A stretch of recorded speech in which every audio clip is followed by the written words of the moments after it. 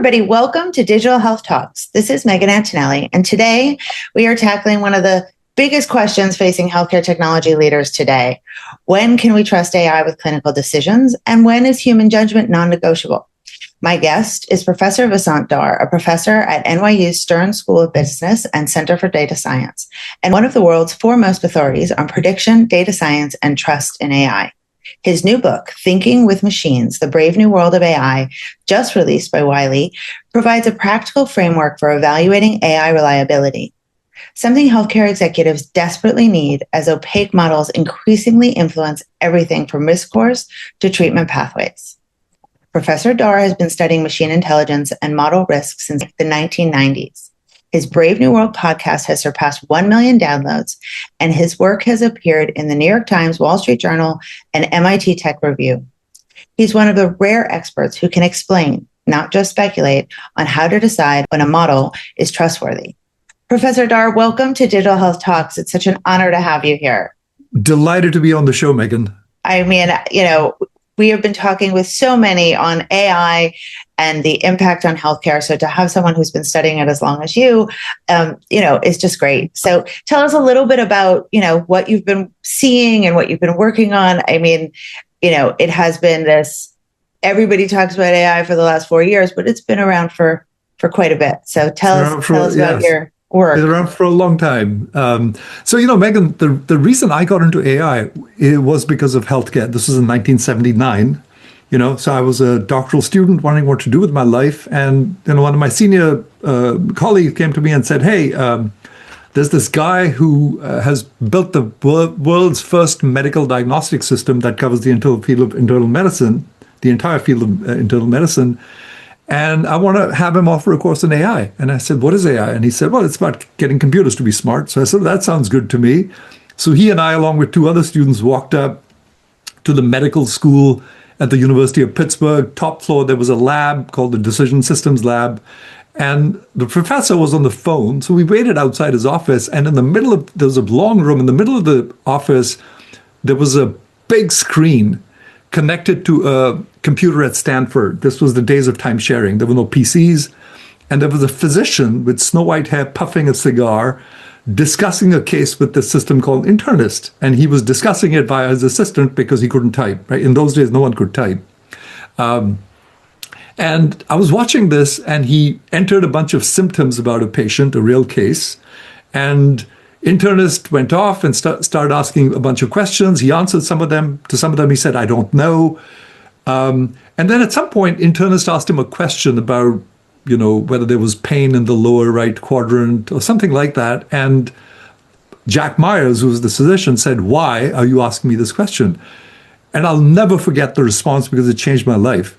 Internist said, because the evidence you've given me so far is consistent with the following hypotheses, and this question will help me discriminate between the top 2, right? And I was like, holy smoke, how is a computer doing this? Because, my notions of computers, but they were calculating machines. But to me, this interaction with this physician, this was 1979, just blew my mind. And that's what I decided I wanted to do with the rest of my life was, I wanted to build these magical machines.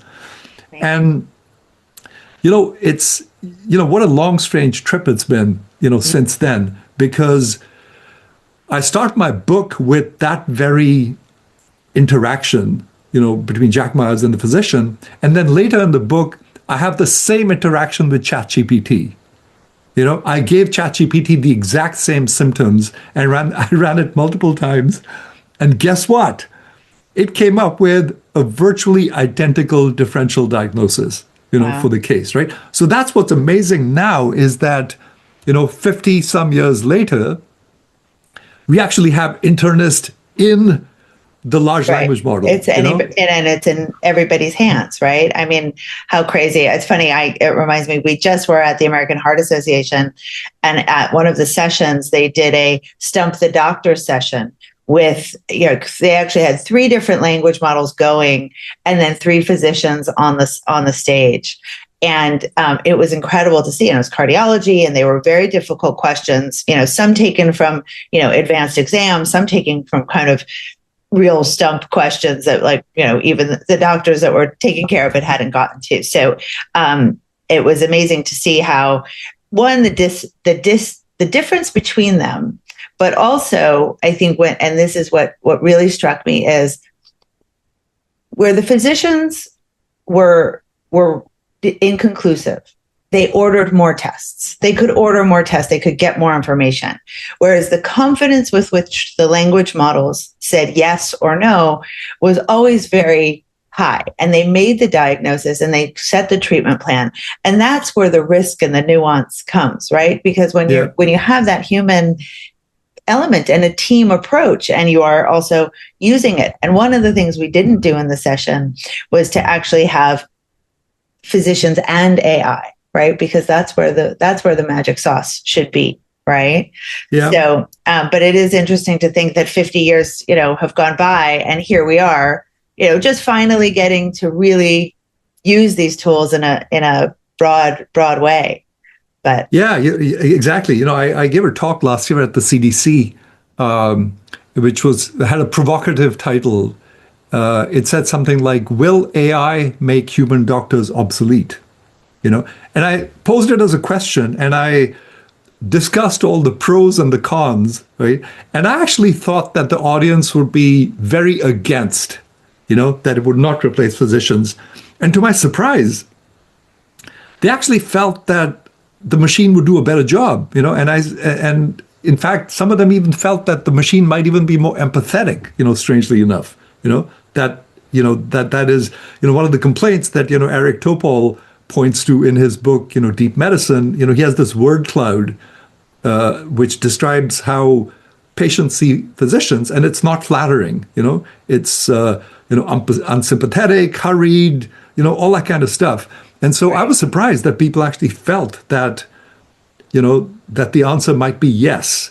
That, maybe it'll go the same way as, automobile diagnosis, right? Where you plug your car into a system, there's all kinds of sensors that take measurements, and then the mechanic does the fixing, whereas the machine does the diagnosis. Right. And, well, it's so much. There's so much. If we think about the last 20 to 30 years and how, we've gone from, purchasing books in a bookstore to just never even, barely even going to bookstores, although I did go to one recently and it was lovely. And there's these elements of what we hold to be true that no longer, certainly for the younger generation, is the same. They don't perceive their relationship with the physicians the same way that my parents perceived their relationship with the physicians. And here, we are in the middle.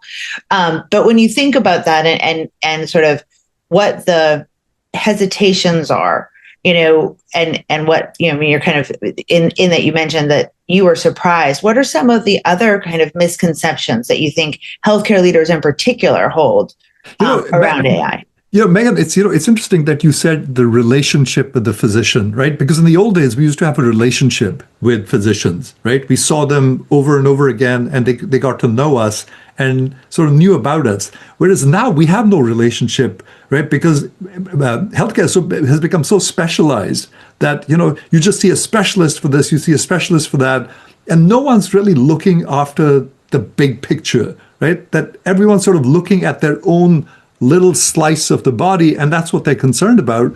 And so in a way, we've sort of lost that relationship that we used to have, and that's, one thing that Eric Topol also said in our podcast is that we've sort of lost the care part in healthcare, in a big way, that even as, machines have become more specialized and, the equipment's gotten better and sensors have gotten better, and the specialization has been, I guess, necessary to a large degree. But one of the unfortunate side effects is that we've lost that relationship, with healthcare providers. And that's unfortunate. And, I guess one of the things we can talk about is, how we can get that back maybe. Right.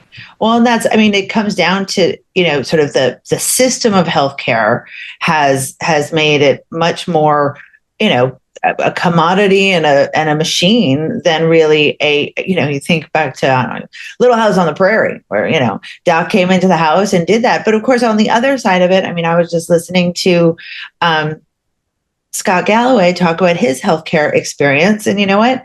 He does have that relationship, because when you have money, lots of it, yes. you can have your concierge medicine and a totally different experience. So there's a spectrum of that, sort of healthcare experience and the healthcare that people get.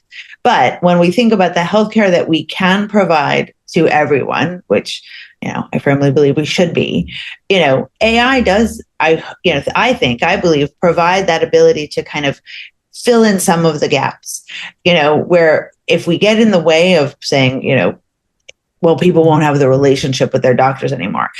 As you said, 90% or 99% of people don't have that relationship anymore.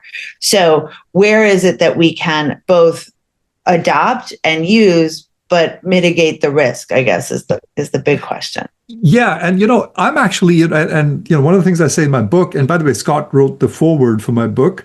And one of the things I say in my book is that I'm actually very optimistic about healthcare, especially physical healthcare. Like mental health is a separate sort of domain that we can talk about, but I'm optimistic about it because I think at the moment we're getting the worst of both worlds. We're getting an assembly line kind of process. I went to the emergency last year because of a gash in my knee, and I went through 6 different quote unquote providers who asked me the same question, and I felt like I'd gone through an assembly line. And so at the moment, we have sort of humans acting like robots, in the healthcare system. This is following a process. And by the time you actually see the doctor, you're sort of exhausted and you want to get out of there. But I'm optimistic because I think that AI and generative AI and large language models at the moment have that capability to actually look at the sort of trail, the exhaust of healthcare, and put it together in terms of, usable databases. Like, I'll give you an example. At my age, a lot of men develop prostate issues, high PSA levels, prostate-specific antigen. And, I've had elevated PSA levels for, 5 or 6 years now.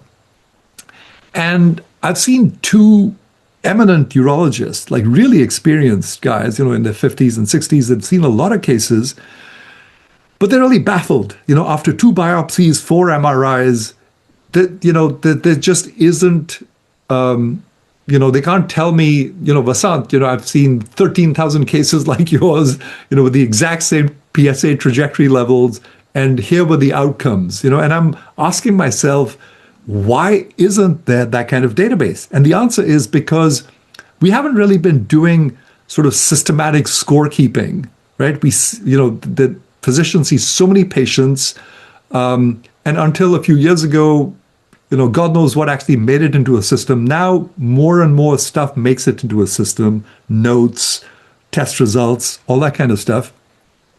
But it still isn't integrated. It still, and none of it like makes it into a database. So physicians still function sort of intuitively, and they do the best they can, right? Because they're hurried. They're seeing so many people, they can barely get done by the end of the day. Then there's record keeping and all that kind of stuff. That they're not in the position to say, well, let's put together a database. Like no one's got the effort, the time to make that effort. And that's an area where I see tremendous potential with AI, where you can sort of turn it loose on, this collection of healthcare records where the data is sort of amorphous, it's all over the place, and it can actually put it together so that a physician can then say, I've seen so many cases that are like yours, and here were the outcomes, right? I mean, that would be more sort of evidence-based. And at the moment, we don't have that, right? We've got process, we've got assembly line, but the data isn't being recorded systematically and no one's making sense of it. But it will happen. That's something I'm actually quite optimistic about. Yeah. And I think, we've seen progress, right? I mean, in the last 20 years, basically, we've gone from having entirely paper records, lots of faxing, nothing connected, nothing in any kind of data warehouse. And now things have, with EHR being implemented more widely. And the problem, of course, is that just because it's in a system doesn't mean it's a connected system to everything else, right? And so that ability now to connect, is here, and we're seeing it more. But then there's the issues of privacy, the issues of who owns this, the issues of what can we do about this? And I think, I hear a lot about kind of the digital twins, and they're creating the data to then analyze that's, sort of de-identified and all of that. But, what you said in terms of diagnosis seemed like it would sort of be the first frontier, right? It would be the easiest, research and diagnosis. And yet we're not even, we're not really, we're just at the tip of the iceberg in really being able to do that. What do you think, why do you think that is in terms of, sort of that slow adoption, or that slow, sort of the hesitancy to really get there? Yeah, I mean, it's, it really has been because of the fact that we haven't really done scorekeeping in a proper, consistent kind of way. That will happen. Now, the interesting thing is, I said that I gave, this same set of symptoms that internist had looked at to ChatGPT, and it actually did a great job of, asking me a bunch of questions, just like internist had, and then coming up with a differential diagnosis. So the knowledge required to do diagnosis is largely there, right? These LLMs have snarfed up, all the medical journals. They've, snarfed up a lot of knowledge, and they're good as long as you can describe the case to it accurately, right? But there's the rub, right? In order to be able to describe the case properly, you've got to have proper data. And we haven't gotten that yet. And right. When we do, I think we're going to see a tremendous sort of, flourishing of AI in the diagnostic space, because the knowledge exists. It's just that we're not able to collect the data, make sense of it, and feed it to these medical diagnostic systems. Right. Right. In your book, you talk a little bit about sort of evaluating the AI reliability and kind of how, what there's a sort of a framework for that. And right. I think that's one of the biggest discussions now, right? I mean, nobody in healthcare and health systems wants to deploy anything without knowing that it is it is reliable. So what, are there ways that health systems can assess whether those systems are ready for deployment? Yeah, so that's a great question. And it's sort of feeds into this notion of like, when do we trust AI? When should we trust these machines with decisions? And this is something I started thinking of 10 or 15 years ago, because I had created this machine learning based hedge fund, that trades automatically every day. It gets data and it trades, and I don't interfere with its decision making. Now, ironically, it's wrong almost half the time. So my win rate is barely, between 50 and 54%, right? But or else you wouldn't be here. You would be out on some yacht somewhere. But no. What I was going to say is that, and actually it does quite well, right? It's hard to do better than 54% accuracy, in predicting markets, because it's a very noisy and unpredictable problem. So I've actually done quite well with that, with that rate of accuracy. But to me, the question was this: why am I willing to trust an algorithm that's wrong almost half the time, whereas I don't trust it yet with healthcare, and I don't trust a driverless car yet with driving me on the highway, even though it rarely makes any mistakes, So when I thought about it, I realized that trust really depends on two things. It depends on how often the decision maker, the algorithm, will be wrong, but it also depends on the consequences of being wrong. So in finance, the consequences are not major, right? Okay, you lose a little bit of money on a trade, but if you've got 100 positions, losing is part of the game. You should expect to lose money every once in a while, and you should expect to lose a fair amount of money every once in a while, right? That's baked into your expectations. When it comes to healthcare, right? If I've got like a potentially aggressive cancer, do I really want to trust the algorithm? Because the consequences of error are really high, right? What if the machine is wrong?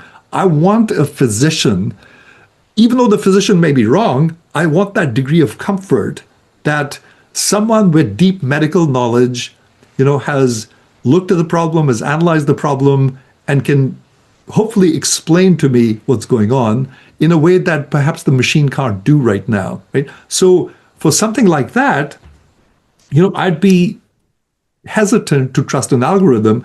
On the other hand, if it's a low cost of error situation like diet or lifestyle, there I would probably be much more willing to trust a machine with giving me advice, because chances are it's good, right? And even if it's wrong about some things, the consequence of error is not death, like it would be with an aggressive cancer. So, it depends on the cost of error. Driverless cars rarely make mistakes, but very high cost of error, so we're hesitant to trust them.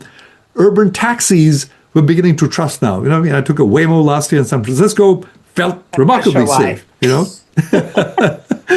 But if I'm going at 20, 30 miles an hour, it's like, all right, it's different from going on the highway at 70 miles an hour. Like, speed kills. Right. So trust really depends on the consequences of mistakes. And in my mind, I think people will trust machines with sort of routine, low cost of error kinds of decisions, like, wearables, things like that, that monitor your body, they monitor, that kind of stuff you can trust. And I think that should also take some of the pressure off of the healthcare system, because, the problem at the moment is that physicians are overburdened with routine cases as well, right? I mean, and so it leaves them less time to focus on the really serious cases. Right? So in my mind, the role of AI will be to take over, to automate the sort of low cost of error cases so that people can actually, talk to a computer and get reasonable advice. But if it's really serious, they go see a doctor. I'll give you another example, Megan. So 3 weeks ago, I was speaking at an event. It was my book launch event near Columbia University. I went up. I wasn't feeling great. It was a bit of a plod getting up there. And then I attended a little reception. I came back home and I'm in bed. And I told my wife, I said, I'm not feeling any better. And I have a pain in my right rib cage. And I thought maybe I'm misaligned. I'd need to see my chiropractor. So I fed ChatGPT the symptoms. And what it came back with was potentially worrisome. I went to ER right away, and it turned out I had pneumonia. Wow. And if I had not consulted ChatGPT, and this was the weekend, it was Saturday, I was thinking, oh, maybe I'll see my doctor on Monday. Right. The fact that I went there early and they put me on really strong antibiotics, I recovered within a week, whereas, you can take months to recover from pneumonia, Right. So Absolutely. Here was a situation where I actually used the AI, Right. It was, to me, a low cost of error situation, right? I mean, if it told me there's nothing to worry about, I probably would have done nothing. But the very fact that it said you could have pneumonia, you could have a punctured lung, you could have, all kinds of things that weren't, giving me any degree of comfort, I decided to go see the physician. Yeah. So, I think, to that end, there's no question that, and in some ways it's like, as long as it's providing more care or additive opinions or additive, and not taking away that, physician or nurse involvement, right? So, and allowing them to not do the things that they don't need to do, right? But to practice where their expertise is. And much like the example I said about the, being on stage with the clinicians by themselves, the language models by themselves, they're more powerful together, right? And then in the American healthcare system that has so many gaps in access, in quality, that people can use it to, get the care or get to that care faster, right? But yet, there's some hesitancy. And I think then also what we hear from a lot of the hospitals is, we're talking now about the governance, right? And as you said, in certain industries, go ahead, use it. And that's okay, because if you're writing a blog post or doing, editing in video, there is no life or death consequence. Whereas if a physician says, okay, well, I'm just going to set up this chatbot and let it start diagnosing my patients, you have a risk. So how can health systems both adapt, but also, make sure, I guess, that, it's not being used kind of in this rogue way, because I think there's, that as you try to put down the limitations, then you've got people who are going to push those limits. In healthcare, I guess one has to, depending on what the problem is, sort of balance the cost of like a false negative versus false positives, right? And that's something that I think physicians sort of calibrate themselves on. That is, I don't want to miss something really serious, right? I mean, that's something that they don't want to do, which is why, I've got high PSA levels and I've had 2 biopsies because my physician doesn't want to miss cancer, right? So they're fixated on sort of, avoiding those false negatives, even at the expense of sort of more false positives, right? The fact that the patient has some degree of discomfort, you're worried, I'm maybe something wrong with me, or you have a biopsy that's sort of, it's uncomfortable. But, physicians sort of make that judgment about sort of balancing those 2 kinds of costs. And at the moment, unfortunately, the reason you get so many false positives is for reasons that I was talking about earlier, which is that there isn't sufficient data to, give them the confidence that, yeah, there've been, 13,000 cases like this, and, in only 5 cases did, bad outcomes occur. They don't have that kind of thing. So at the moment, people tend to err towards the side of more false positives than there should be, right? Same thing in, let's say pregnancy. There's a case I describe in my book where this famous data scientist, Michael Jordan, went to, his wife was pregnant. They went for a screening, and the machine showed some spots that were worrisome. And now normally a physician would have said, well, let's do an amniocentesis, but that's not without risk either. That does carry risks, and a large number, and there's a large number of cases where it goes bad. But Michael Jordan, who's happens to be a data scientist, he dug in further, and he actually realized that the machine had been calibrated using data from a UK study.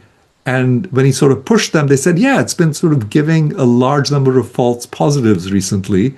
And so he decided not to do the amniocentesis, and they have, thankfully had a healthy baby. Now, that's another case where he actually dug in deeper into what the machine was saying and discussed it with the physician, right? And they jointly decided that, yeah, it was probably the machine that was miscalibrated, right? And that it, that amniocentesis wasn't necessary. But right. These are really sort of subtle and complex cases, where the physician and the patient sometimes have to make a judgment about what's the possibility that the machine is wrong, Right. And and I think that also, just in thinking about all of this, there was a time where it was like, oh, machine learning, predictive reasoning, predictive modeling, now everything is sort of lumped into AI, but they're, large language models versus AI are different. There's different elements to this. And I think it gets into this like reasoning versus pattern recognition. And I think you talk a little bit about that. And maybe you could explain to our listeners kind of what that difference is and why it matters, particularly in clinical applications. Yeah. So like, I'll try and summarize this like in 2 minutes. So, when I got into AI in the late 70s and I described internists, that was called an expert system. There was a period of 10 years over which the computer scientist who built the system and Jack Myers, who was the expert, interacted and built this knowledge base. It was all handcrafted, just huge effort. And that ran into a wall because we know more than we can articulate, and it's very difficult to separate expertise from common sense, oftentimes, right? And that's been one of the biggest assumptions about AI is common sense is too hard. Let's focus on expertise. Machine learning sort of shifted the emphasis of AI towards prediction. Let's gather lots of data and let's predict what's going on. And deep learning was sort of more of the same, but it sort of it managed to get data directly from images, sounds, etc. So you didn't have to describe an image to the computer. You can now feed it the image, right? That was the magic of deep learning. The current paradigm, which I call general intelligence, is one where the machine knows something about everything. And the emphasis again has gone back from just prediction to reasoning, thinking, planning, understanding, which used to be the vocabulary of AI in the 70s.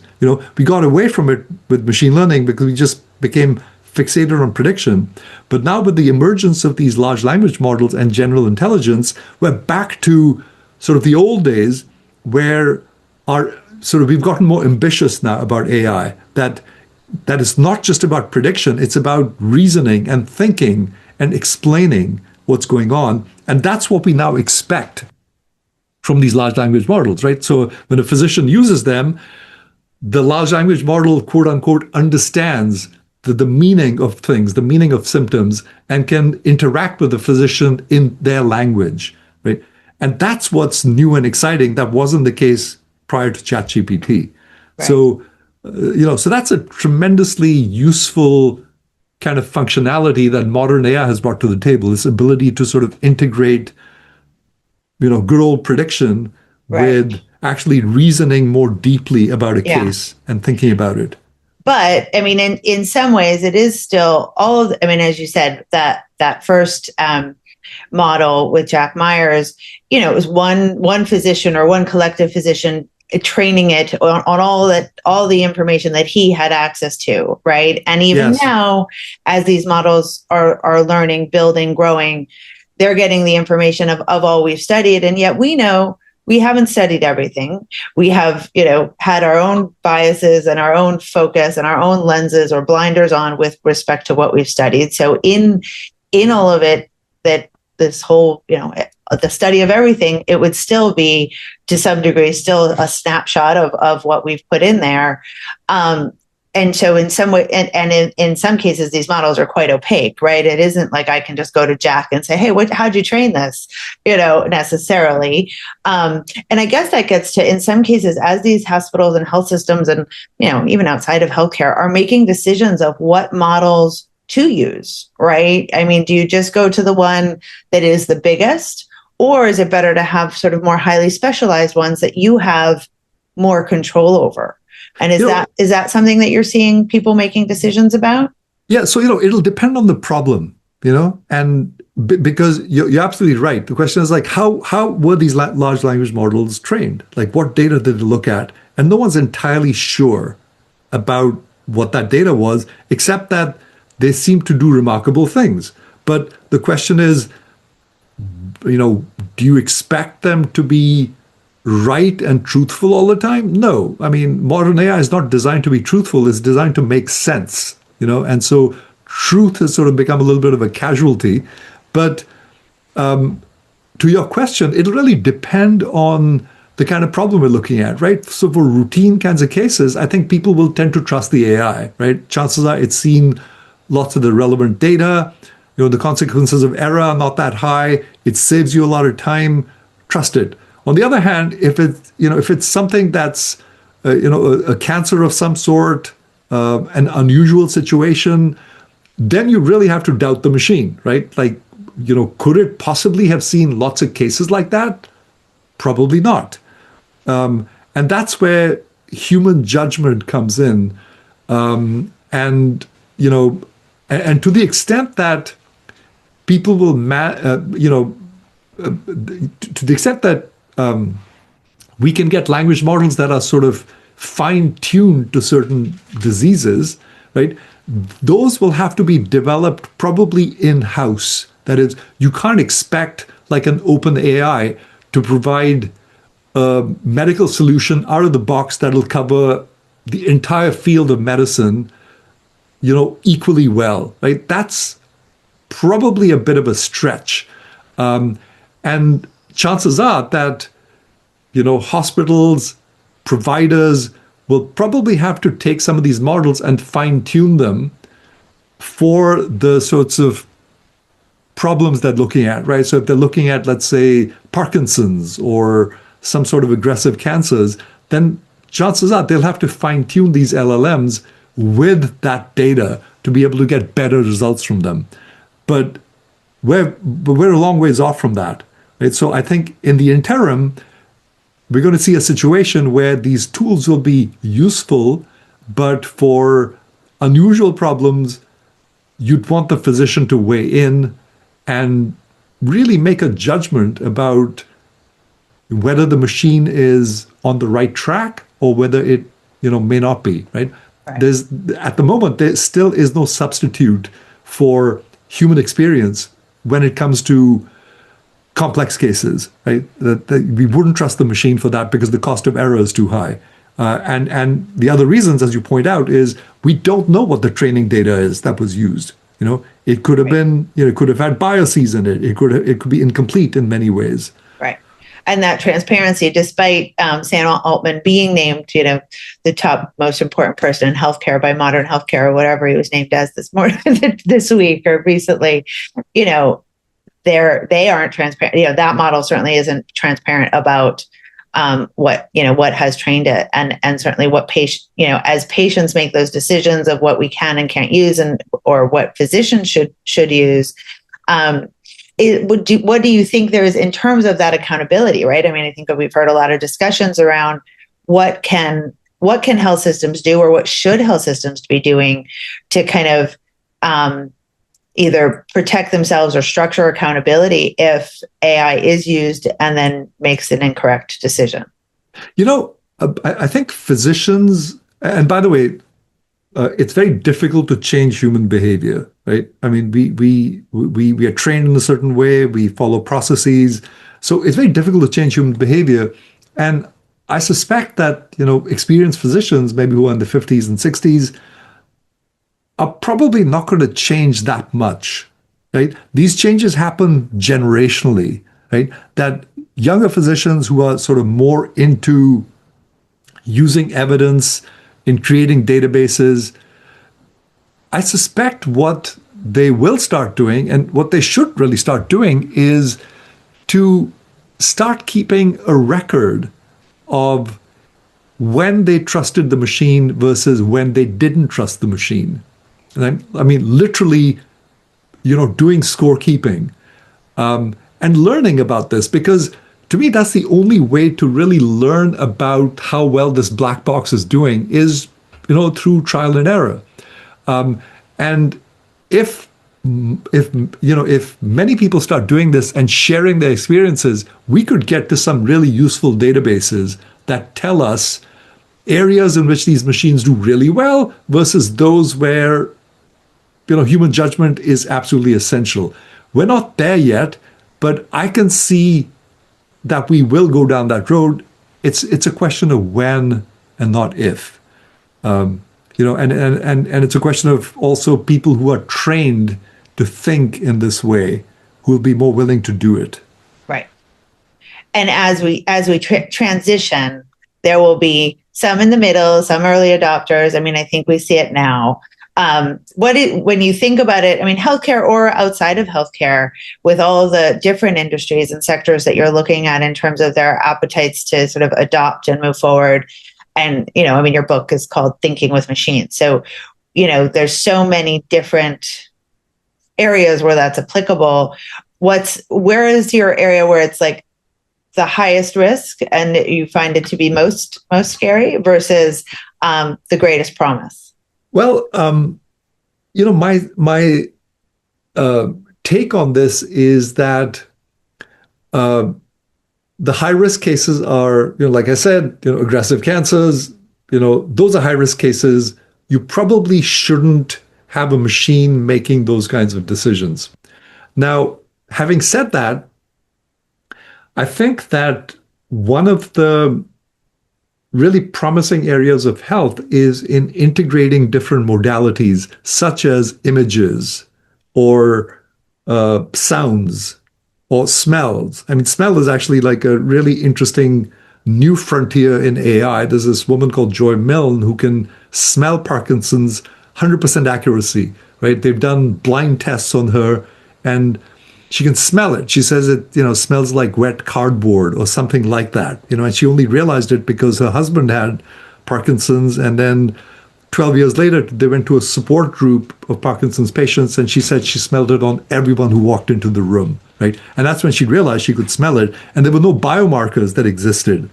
So to me, these are like really interesting sort of frontiers where just like you plug the car into your computer, to me, it's like similar, right? That we plug ourselves into a machine, it smells us, it observes us, it, does ultrasounds and stuff like that.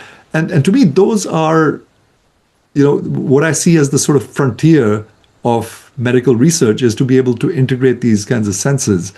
But to come back to your question about high risk, low risk cases, like I said, I think lifestyle, diet, those kinds of things are low risk cases. They're no brainers. They're like great use cases for AI. And, as we begin to collect more data and do better record keeping, I think we will begin to trust AI more in the higher difficulty cases as well. Because look, if you think about it, right, an experienced physician sees maybe few thousand cases in their lifetime, 10,000 cases if you're lucky. Machine will see millions, billions of cases, right? So in terms of the scope of data that it is seeing or will see, just the depth and the breadth of cases it's going to see, I mean, to me, the writing is on the wall, right? That the machine will become much better at diagnosis, and eventually it'll become much better at even the high risk cases, where the physician then becomes a sounding board, right. The physician's job is more like, okay, how do we fix this problem now? Similar to what a mechanic's role is. How do we fix the car, right? So right. It's the therapy part and the care part that right. I think will become sort of more front and center for physicians, as it should be. Right. Well, and to go back to your speech at the CDC, I mean, in terms of like, when will physicians be replaced by AI? And and I think that it's always, I think we hear it in every sector. It's not will AI replace the physician? It's the physician will be replaced by physicians using AI well, right? Yeah, and so using the tools and kind of amplifying them. And and the promise and the hope is, in fact, that the more complex cases, the harder to figure out things that we do miss, are exactly where we'll be able to utilize it, right? And so right now that trust isn't quite there, but if we build it right, if we have the transparency, what I'm hearing is that we'll get to that place where, we will trust it enough to get there.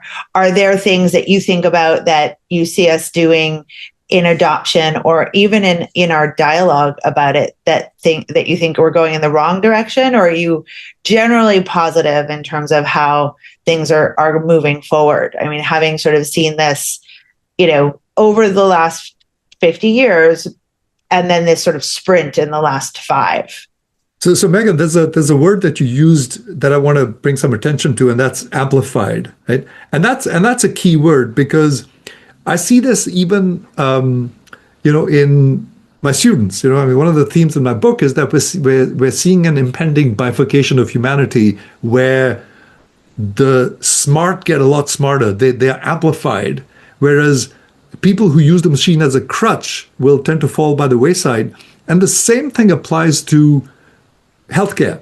In order to be able to use a tool and get more productive, you first need to be trained and capable of, understanding.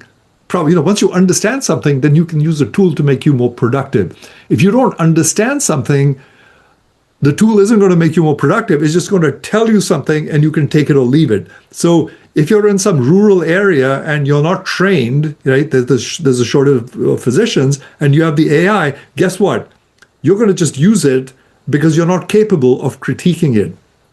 On the other hand, physicians who are trained and curious, and have this sort of desire to sort of, understand what the machine is telling them, will see their skills amplified, right? They will become better physicians. So I'm optimistic that physicians, for the most part, who are well trained and curious and adopt the sort of evidence-based view of medicine will become super docs. That they'll become really good because now they have this oracle at their fingertips. They're trained. They can use their knowledge and judgment to actually critique the machine and and get confirmation that it's right or doubt it when it's wrong, right? That's a tremendously valuable human skill, and that's not going to go away.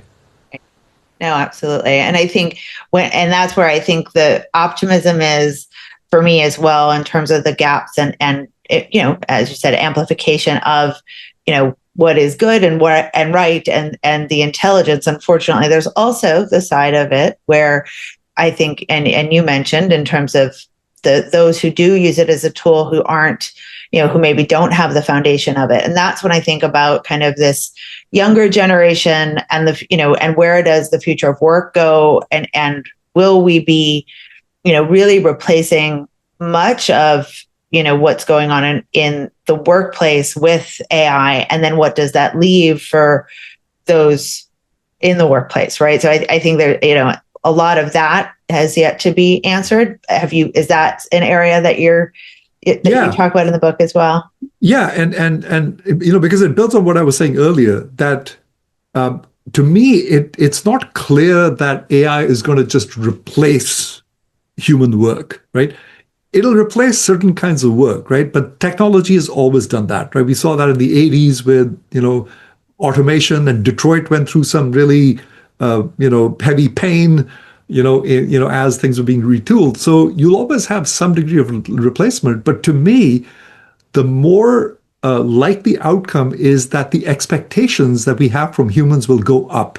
Right? Humans become much more productive, and we expect more from humans. And that's always been, something that technology has nudged us towards, is humans just need to up their game, right? Because as the tools get better, it's not sufficient to just sort of push a button and say, here's the answer, right? That as the tools get better, humans need to get better. They need to upskill themselves. So, and I'm seeing this in other areas as well, by the way, in finance as well. It's the same thing. Like an analyst might, generate one report a month, but if he or she has a tool that can generate 10 a day, then the expectation of that analyst goes up. It's the same thing with physicians, and I see the same in almost every area of human activity, where your expectations of people just go up because the tools that you have at your fingertips are so much better, right? And so our expectations should go up. So I don't necessarily see this as being sort of a widespread replacement of humans. Yes, it'll replace humans who aren't very good, and they need to be replaced. That's probably a good thing. But people who sort of are qualified, have that curiosity, I think it'll just amplify them and make them so much better at what they do. And I think we're seeing a little of that now. I think it might have actually been Scott Galloway again who was talking about it in terms of but more broadly, even just the employment numbers, right? Where we're seeing these layoffs at large companies, large scale layoffs, but yet productivity is going up, right? So employment is going down, but productivity is going up. And, in healthcare, where we've been talking about the physician and nursing shortage and the potential of the physician shortage for many, many years, and then the nursing shortage that has been, sort of top of mind for almost a decade now. I think that's to some degree one of the reasons why there's been this quick adoption of some of these tools that have been able to alleviate some of that, work that can be automated and free up hours. But it is this, it's an interesting thing. And you mentioned upskilling and how that happens, right? I mean, academia and education systems don't often follow fast enough to get the graduating classes out, soon, with that understanding. Perhaps now, with sort of this more broad understanding of this, that isn't the case, is that it is so adopted. But, as a professor, as someone who's seeing the kids come up, what are your thoughts on kind of, sort of ensuring that the generations are ready for this? That's a great question. And, as educators, we're sort of groping our way through this phenomenon, right? the initial reaction of most educators was, oh, like, how are we going to assess people? They'll cheat with ChatGPT, right? So there was a sort of defensive reaction. But once we've gotten past that, what we realized is that resistance is futile. This is an amazing tool and people should use it, right? And so the challenge really is on us as educators to change the way we teach. And to be honest, I teach 3-hour classes, and now, the first hour of class is just pre-form discussion, because to me, that is one of the best ways to learn, is through discussion, through Q&A, as opposed to sort of here are the facts and learn them. And so it's changed education. It's changed the way we teach. I sometimes, when some people ask me, sometimes when I'm asked a question, sometimes my response is, you know what? ChatGPT will do a much better job of answering that question than I can, so consult it. But here's the way I would look at it. So for us as educators, it's also up the game. It's made us up our game and force us to think about how we can teach better, given this amazing tool that people have at their fingertips, right? What are we now adding to the education other than what they can get with, just talking to ChatGPT? I mean, that's a great question. By the way, the other thing I want to come back to, since you mentioned Scott and healthcare, is that one of the things he points to is that our costs in the US are double of what they are in other developed countries for the same quality of healthcare, right? We spend something like $13,500 per capita, in healthcare, whereas developed countries spend half of that. And if we get to that same level, that's something like $2 trillion in savings, right? That's what the potential benefit is that we're looking at, like the impact of, better technology, better, trained physicians, better processes. Because at the moment, the system is sort of, like I said earlier, we've got the worst of both worlds. Really? Yeah. No, he does talk about that. And I think within healthcare, it is something that, and sometimes we get in our own way of adopting and taking advantage of the technology that's there. And I think what has been exciting over the last, sort of 3 years since ChatGPT has become, sort of accessible, and then bringing AI into the dialogue of everyone's talking about it, and the fear element, while still there. I'm still afraid of Waymos, but whether I'm in my car or in one of them, I find the experience frightening. But, and you lean into that with your book, right? It's called The Brave New World. And I think, sort of that element of what should we, or, what do we need to do to make sure that it's amplifying the good, and what is, that this ends up being a good story with a good ending, as opposed to something we should be afraid of. And so I could talk about this all day, and it's fascinating. But just leave us with sort of your thoughts on what it is we need to do to sort of ensure that that we're amplifying the good, and sort of the singularity of what it might become is a positive. I mean, to me, the lowest hanging fruit really is in using the AI to make sense of all of this data that we generate every day. Because at the moment, a lot of it is just sort of falling by the wayside, and not available for good decision making. So to me, that's like the lowest hanging fruit, and that's something we need to fix. And it is fixable. And if we can, put into place processes that start making sense of all the data, that's going to be like a huge step forward. Right.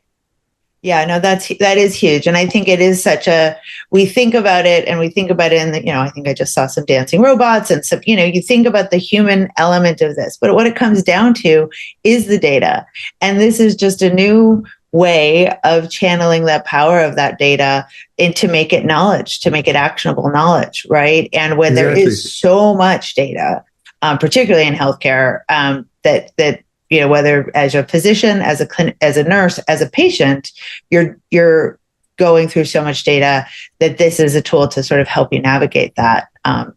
Yeah, and ironically, as one of the things I muse about in the book is, even as healthcare has become so specialized, that no one's keeping sort of track of the overall picture, like let's say Scott's case notwithstanding, because he's got concierge service and, is privileged. But for the rest of us, maybe the AI will actually become that generalist, that takes the big picture. It sort of integrates all the data from our wearables, from our lab results, from our patient visits and all of that stuff, and is actually capable of giving us good advice. I mean, how cool would that be? Right. Right. And exactly what folks need. I mean, and I think that's, where the relationship part of it knowing, and I certainly have many health conversations with ChatGPT about myself, about my kids, and when it remembers stuff, and I'm struck with that, where it's like, I can talk to my physician and she doesn't always remember. I have to remind her a lot of the time, whereas ChatGPT doesn't. So it is an amazing tool, and coming, sort of navigating trust with the knowledge, that it has, but also understanding. So it's an exciting time. I really appreciate you coming with us. I'm excited to read your book. I am sorry I didn't get to it prior to this interview, but it will be on my list for over the holidays. So I'm excited to sit down with it, and I hope you'll join us again, maybe in person at HealthIMPACT, where you can talk to folks in person about all of this. I'd love to, Megan. I've really enjoyed the conversation. I hope you enjoyed the book. I've written it for everyone. So it's for parents, students, grandma, policymakers, my colleagues. It's written for everyone, and I've written it in that way. So I hope your listeners read it, enjoy it as well. Absolutely. Excited to do it. For those of you who want to go deeper as well, please, you can find Thinking with Machines, The Brave New World of AI, available from Wiley on Amazon and any place where you purchase your books. And also don't miss Professor Dhar's Brave New World podcast, wherever you listen. This is Megan Antonelli. Thank you for joining us at HealthIMPACT Live's Digital Health Talks, where changemakers focus on fixing healthcare.